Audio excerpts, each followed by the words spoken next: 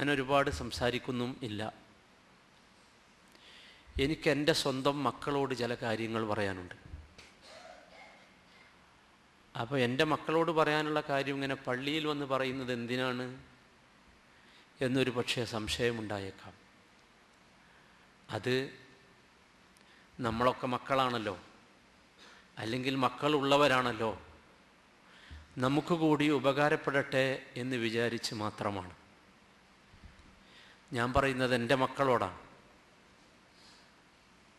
ഈ മക്കളോടുള്ള എൻ്റെ സ്നേഹത്തോടു കൂടിയുള്ള ഈ സംസാരം മക്കളുള്ള എല്ലാവർക്കും, എൻ്റെ ശബ്ദം കേൾക്കുന്ന എല്ലാ കുട്ടികൾക്കും മക്കൾക്കും സഹായകമാറുമാകാറാട്ടെ. പ്രിയപ്പെട്ട കുട്ടികളെ,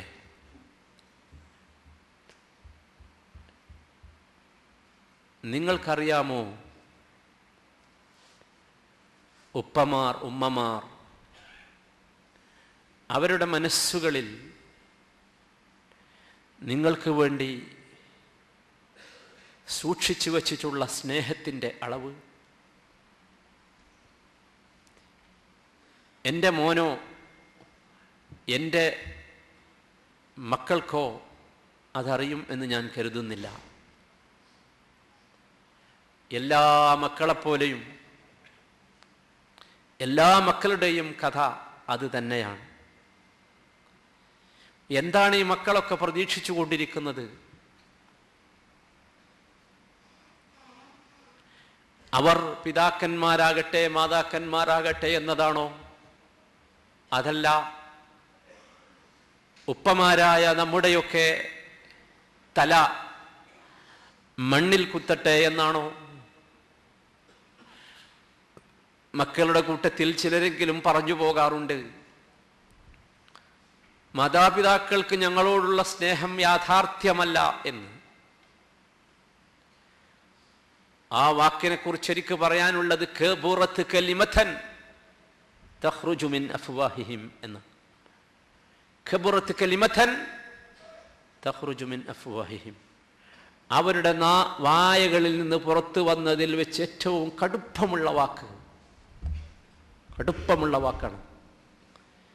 എൻ്റെ ഉപ്പക്കെന്നോട് സ്നേഹമില്ല, എൻ്റെ ഉമ്മക്കെന്നോട് സ്നേഹമില്ല എന്നൊരു മകൻ അല്ലെങ്കിൽ മകൾ പറഞ്ഞാൽ അത് കടുത്ത അപരാധമാണ്, കടുത്ത വാക്കാണ്. എങ്ങനെയാണ് സാധിക്കുക? എൻ്റെ പൊന്നുമക്കളെ ഒന്ന് ചിന്തിച്ചു നോക്കൂ, എങ്ങനെ സാധിക്കും? ആർക്ക് സാധിക്കും? ഏത് മനുഷ്യനാണ് സാധിക്കുക? മാതാവ്, പിതാവ് എന്ന് പറയുന്ന ഏതെങ്കിലും ഒരു പച്ചക്കരളുള്ള ജീവി, കുറച്ച് കയറിയിരിക്കാൻ പറ്റുമെങ്കിൽ കയറിയിരിക്കണം, ബാക്കിലെ ആൾക്കാർ നിൽക്കും.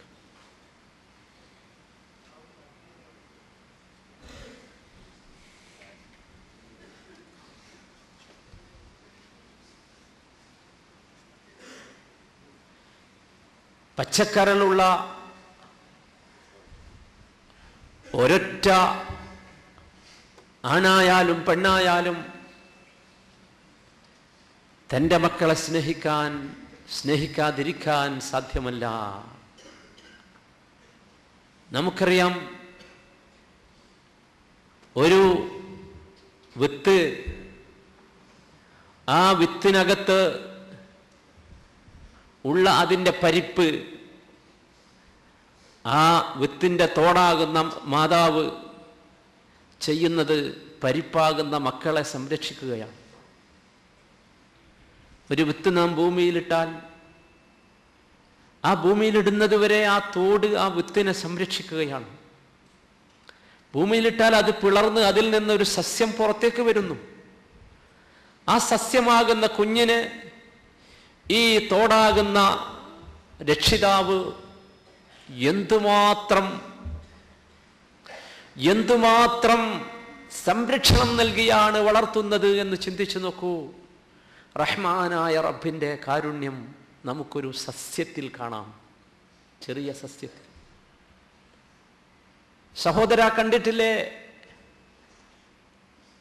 തള്ളക്കോഴിയുടെ കൂടെ നടക്കുന്ന കൊച്ചു കോഴിക്കുഞ്ഞുങ്ങൾ, ആ കോഴിക്കുഞ്ഞുങ്ങളെങ്ങാനും റാഞ്ചിയെടുക്കാൻ ഒരു പരുന്ത് പറന്നു വന്നാൽ, ഒരു കാക്ക പറന്നു വന്നാൽ, സ്വന്തം ജീവൻ വെടിഞ്ഞു പോലും ആ പരുന്തിൽ നിന്ന് മക്കളെ രക്ഷിക്കാൻ പണിപ്പെടുന്ന ഒരു തള്ളക്കോഴി. എങ്ങനെയാണ് എൻ്റെ സഹോദര, എൻ്റെ പൊന്നുമക്കളെ നിങ്ങൾക്ക് പറയാൻ കഴിയുക? ഒരു വിത്തിന്റെ കഥ ഇതാണെങ്കിൽ, ഒരു തള്ളക്കോഴിയുടെ കഥ ഇതാണെങ്കിൽ, മജ്ജയുള്ള മാംസമുള്ള ചിന്തിക്കാൻ കഴിവുള്ള സൗകര്യങ്ങളെല്ലാം നൽകിയ നിങ്ങളുടെ മാതാപിതാക്കൾ നിങ്ങളെ സ്നേഹിക്കുകയില്ല എന്നോ?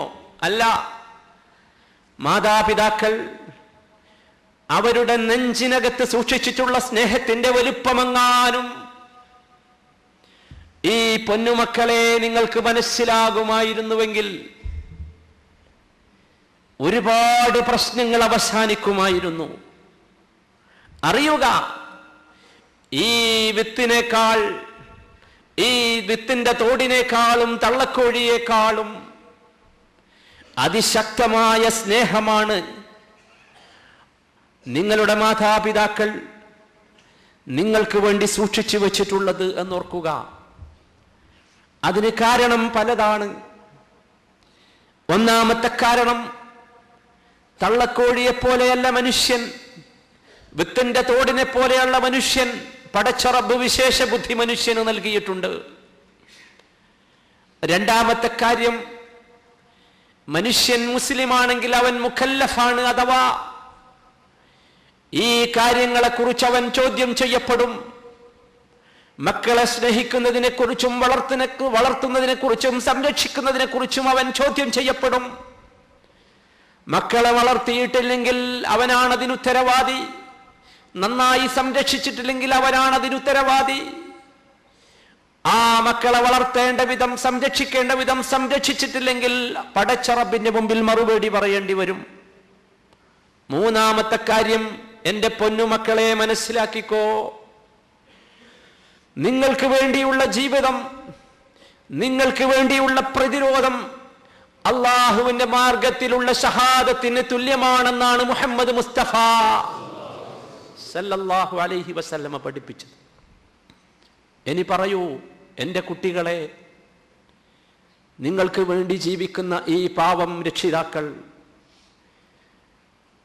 നിങ്ങൾക്കൊന്ന് പനിച്ചാൽ മനസ്സ് വെപ്രാളപ്പെട്ട് പ്രയാസപ്പെടുന്ന, നിങ്ങൾക്കൊരു രോഗം വന്നാൽ എല്ലാം ആ തലയിൽ ഒതുക്കി വെക്കുന്ന, നിങ്ങളെങ്ങാനും പട്ടിണി കിടക്കേണ്ടി വന്നാൽ രഹസ്യമായി ആരും കാണാതെ എവിടെയെങ്കിലും പോയി പൊട്ടിപ്പൊട്ടിക്കരയുന്ന,